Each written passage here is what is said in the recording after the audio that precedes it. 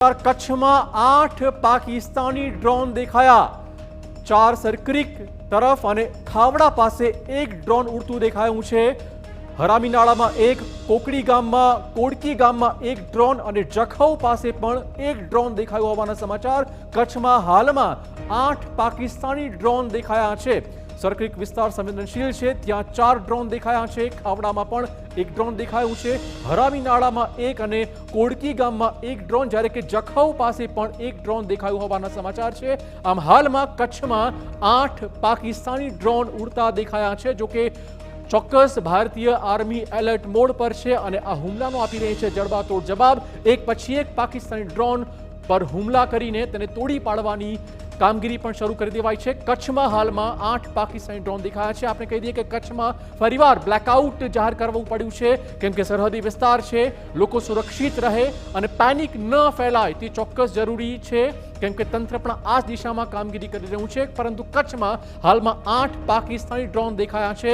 પાકિસ્તાને ફરીવાર યુદ્ધ વિરામની જાહેરાત પછી પણ હુમલાઓ કરવાનું શરૂ કર્યું છે। ડ્રોન ઉડી રહ્યા છે પાકિસ્તાનના ભારતીય સરહદની અંદર। તો હાલમાં કચ્છમાં 8 પાકિસ્તાની ડ્રોન દેખાયા હોવાના સમાચાર।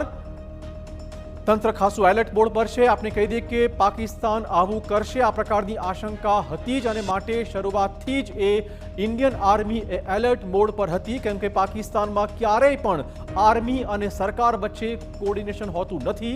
સરકારની વાત પાકિસ્તાની આર્મી માનવા તૈયાર નથી, આ પ્રકારના સમાચાર પણ મળી રહ્યા છે।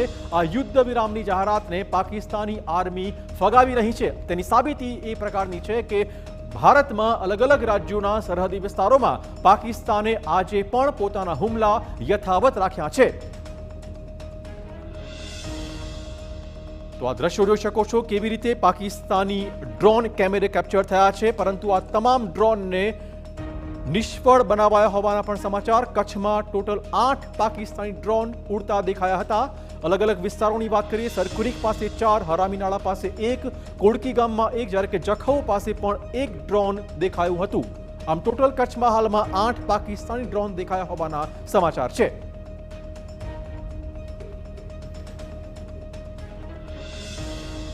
તો ફરીવાર પાકિસ્તાને પોતાનું પોત પ્રકાશ્યું છે। આપણે કહી દઈએ કે યુદ્ધ વિરામના જાહેરાત પછીના લગભગ 2-3 કલાકની અંદર જ પાકિસ્તાને પોતાના આ હુમલા જે રોજ કરતું આવ્યું છે તે ફરીવાર કરવાના શરૂ કર્યા છે, પરંતુ ઇન્ડિયન આર્મી એલર્ટ મોડ પર જ છે અને તમામે તમામ હુમલા નિષ્ફળ બનાવ્યા હોવાના હાલમાં સમાચાર મળી રહ્યા છે।